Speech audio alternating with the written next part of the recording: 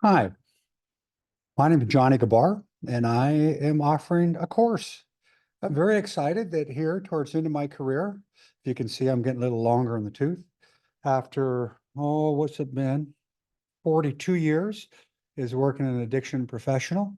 I wanted to take some effort and time to coalesce together what I think are some of the biggest teachings that have been given to me and to organize those and put that in such a way that it could benefit you and allow your professional evolution to occur maybe at a quicker rate than mine did because of how I had to gather the information that I'm going to present to you. So I am going to turn on my PowerPoint, and then you'll see me as a little tiny box. There I am. As I present to you the introduction to addictive disease and trauma, living in ACE's shadow, the ethical imperative of addressing your own childhood trauma in order to help you potentially extend your lifespan and the lifespan of the clients that you serve. I prefer Johnny. If you do interact with me, that's fine. The last name, it looks like Gieber. It's actually pronounced Gabar. My wife likes Goober. But Johnny's fine. I do have a master's in counseling and a CADC too, and I do a larger introduction of myself later in the course. The intent of this brief introduction is to tell you what I'm doing in the course, how it's laid out, and see if this is something you're interested in. So this course will produce 20 hours of what could be CEUs that could be applied to the MACBO, which is in Oregon, the Mental Health and Addiction Counseling Board of Oregon. They could be educational units you could use towards the CADC 1, CADC 2, or the 3. And most commonly, people would use these for recertification, and this could include recertification for the CRM, CADC 1, 2, or 3. Anytime a person does get recertified in the state of Oregon with any of these credentials, there is an ethics component of at least 6 hours required of the required education. This particular class can be counted because it will be inclusive of a ethics module in it. And finally, there's a trend now for people to be getting recertification hours through some frankly rather low-level courses. I have poured my heart and soul into this. This will not be an easy course. I've made it so you can actually learn a lot of stuff.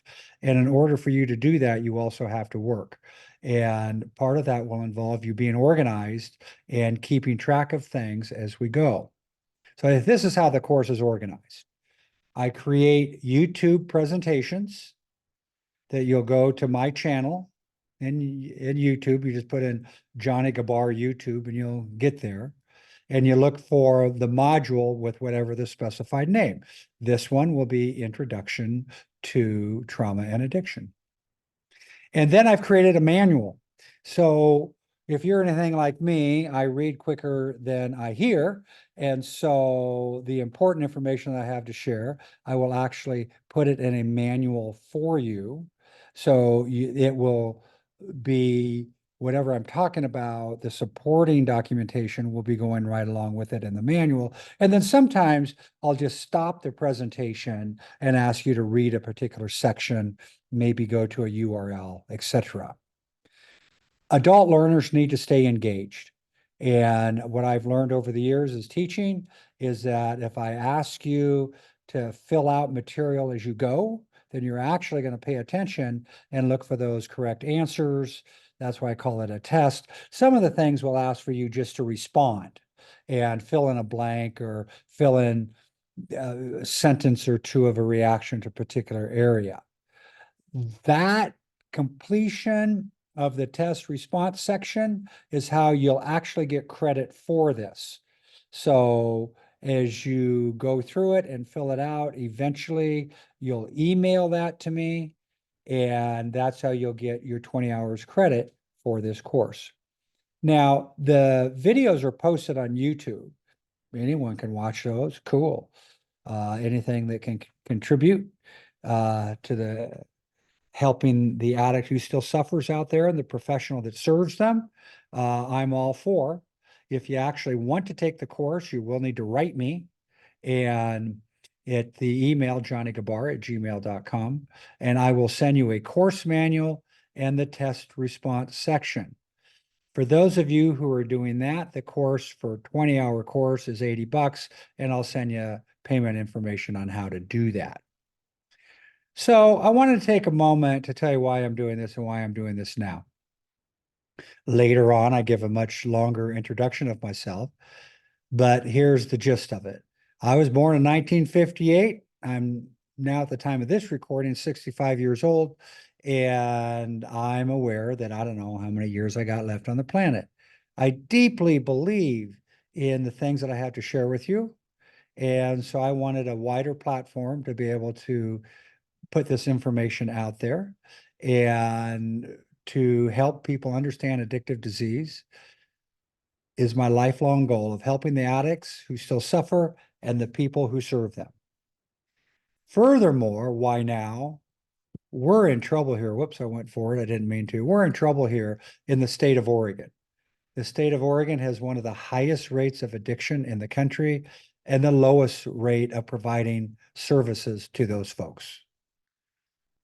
That has caused a huge ripple effect that most current providers are suffering with large caseloads, not enough resources to offer, and constant pressure to work extra to make up for the chronic staffing shortage. So they're suffering too. And then finally, what I've discovered in class after class after class, that many, if not most, of the people providing addiction services have a very high load of childhood trauma themselves. They're serving people that have a very high load of childhood trauma. Here's the ethics part. What we as professionals, what we do and don't do to address our own trauma directly translates to what we're able to do and not do to help the people we serve. Later on, we will couch this in terms of an ethical concern of countertransference, and we'll be a little bit more detailed and clear about that. But this trauma stuff, a lot of people are now talking about it as if they understand it. And frankly, I've done so many trainings that people know to say trauma-informed services, but they really don't have much to say after that. So what I really want to do is help bridge that gap between knowing the words and knowing what trauma and addiction, what that relationship is and what we can and cannot do about it. Now, what evidence do I have that I'm telling the truth? Let's talk about the truth a little bit. What a difficult topic in the world that we live in. I think it's worth looking at the source of what people will have for the truth. So one could have a source of truth based upon authority. So authority could be, for example, saying, I believe in the Bible. And so the Bible becomes my source of authority. Or I believe in the big book, Alcoholics Anonymous. Okay. So that's really important information to know. Once upon a time, I foolishly agreed to debate a person on the question if addiction is a disease or not. I didn't pay attention to who I was debating. Turned out to be a minister. And the minister gets up there and starts by saying, addiction, it is sin. That's what the Bible tells me. You do not debate people on articles of their faith, because I'm not a biblical scholar. I don't know how he came to that conclusion, nor would I be anything but ignorant trying to debate him on that particular point of view. So it doesn't make a person right or wrong, but it's useful to know if the authority they're citing is a source of their truth. Sometimes we will depend upon a legal argument and what has a court decided. Everyone is aware of something that a court has decided that they are not in agreement with. So whereas that's a legal truth, So for example, in the state of Oregon, a person can legally smoke marijuana. Okay. Um, there are people who are saying because they can legally smoke marijuana, if they identify as a person in addictive disease recovery, that they can include the use of marijuana as part of their recovery. Well, legally, can they? Yeah. But do I agree with that? I don't, based upon the next type of truth, which is my own experience. Now, experience is a very specific thing that allows us to take responsibility for ourselves and the world and knowledge of what works, what doesn't, what our perceptions are, and whatever. And so if a person is arguing from that experience, that's important to know. Now, of course, the big problem with experience is that it doesn't necessarily generalize to anybody else. So anecdotal evidence is interesting, but it may not necessarily tell you about anyone other than the folks in the story. Intuition. I absolutely support that way of knowing something without scientific evidence of how you came to that conclusion. I've known many things in my life that I have no reason to have known. I just occurred to me, sometimes in my sleep when I'm dreaming, sometimes driving down the road, and I really honor intuition. And however, it's nothing that I would ever lay on another person. It's rather a hunch for me for a area of inquiry or focus that I would use some of the other ways of truth. Finally, science. Well, science has been so badmouthed as of late, and in part deservedly so. Um, but science to me is the process of inquiry where you look at available evidence, you create experiments, you create ways of investigating that evidence with a hypothesis about it, and then you see what kind of results you get that either inform you that there's a strong likelihood that whatever that original hypothesis is correct, or it doesn't support that hypothesis. Science has been corrupted by money. There's no doubt about that. People can be quite cynical about science, and that's why we should ask questions about, well, who funded that? What were there other conclusions? Were there some science that people were not able to publish in journals and all that kind of stuff? Absolutely. One should be concerned about science, but not the scientific method. So I believe there are many ways to get to the truth of something. We live in a time, though, where many people have given up on science and instead depend on what others have told them is the truth. Well, when something comes to our attention that's in conflict with one of our current beliefs, we often filter it out. We call it confirmatory bias, or people just straight out call it that's fake news because it doesn't fit with their current belief system. Vitally important is critical thinking skills have been primarily replaced by social media sound bites. So at the beginning of this training, please ask yourself, what is the primary source of your truth?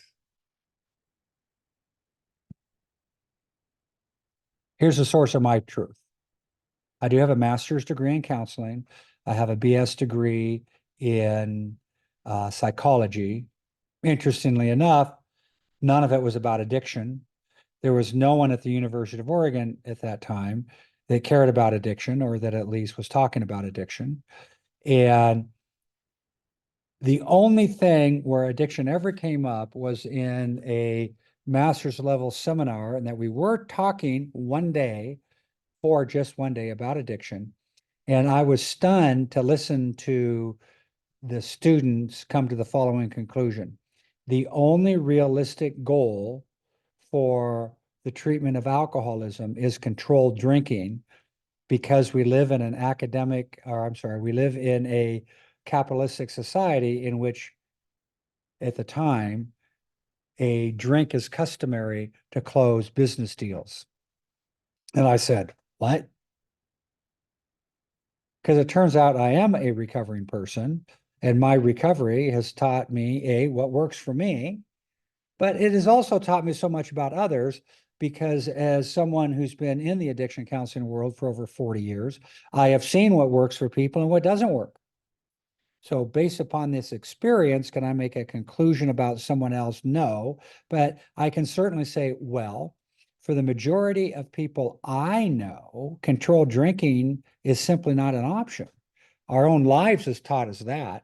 And by the way, if I could be a controlled drinker, you know how many microbrews out there I've never tasted? That's just not an option for me. Why? Because I know one drink is too many and 1,000's never enough. It's just my truth. So in my counseling profession, originally when I was very young and I became a counselor, believe it or not, at the age of 24, actually even a little before then, confrontation was a norm. We tore people up. That's what we did. And why'd we do it? That's another whole discussion. But in a nutshell, I think confrontation was valued because academics had pretty much turned its back on addiction and considered addiction secondary to other issues. And if you dealt with those other issues, that somehow the drinking problem, drugging problem would go away. And that just isn't my experience at all. But using the process of motivational interviewing, in fact, I taught a course on that for many years, was dependent upon an academic who prepared motivational interviewing and delivered it. And now what they didn't do, in my opinion, they didn't cue it well to addictive disease. So I wrote a little book on that later I'll tell you about, but you can have that for free if you go to my website, jonnygieber.com, and look under free stuff. So then the next evolution for me, the next big evolution, was the trauma stuff. And this was actually forced upon me as department chair of a college program that prepared addiction counselors. The state said you have to teach trauma-informed services. But at the time, the state wasn't telling us what the hell a trauma-informed service is. So I began to investigate that. And I will admit, my entire view of addiction changed from primarily a genetic disorder to an epigenetic disorder, in which the environment that one is raised in has huge bearing on who develops addictive disease and who doesn't. So the majority of this training is devoted to looking at that relationship between trauma and addiction. And then the final section is looking at what we can do about it for ourselves as practitioners, given that the majority of people I know, and in more classes that I can tell you about, I've looked at, addiction counseling providers have a way higher load of trauma than people in the general world. So I want to end with a word of warning. I have presented this information in more places than I can remember. I make these presentations on the assumption that the audience is in a place of their own growth and maturity that they can process this information in a healthy manner. Now, I know my assumption does not apply to every audience member. As the requirements to become an addiction counseling provider become less and less in terms of recovery time, and even the abstinence requirement has been eliminated in Oregon anyway, in some agencies, and the need for providers become more and more, the likelihood that someone will become overwhelmed by this material has dramatically increased. Please have your own support system set up to help you work through some of this material. And if it is too overwhelming, you may need to step away from it for a time. As is often said, heard this in an AA meeting for the first time, first things first. Stable sobriety for me is first, and investigation of one's own childhood trauma comes later. So this is my hope. You recognize that there's a lot to understand in terms of relationship between trauma and addiction. And then in the self-care, that we need to do for ourselves as providers, the more we can do for ourselves, the more we'll be able to help the people we serve address their own childhood trauma. Now, the catch is, when should one do this? I don't necessarily believe that most people who are in their original treatment for addictive disease should be embracing on a personal level the the trauma material. I do believe every agency needs to be trauma informed, and how we deliver treatment services needs to be absolutely influenced by this information. So it's something I think that we're just figuring out. When is the right time to provide this destabilizing material?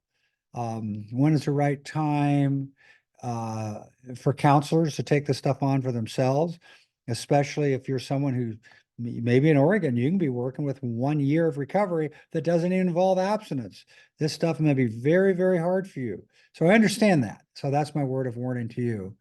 If anything else, have some people who you trust that you can talk some of this stuff through. All right. So if you're interested in taking the course, I either already know that and I've sent you a manual and I've sent you the test response material, or you're going to write me at jonnygieber@gmail.com. All right.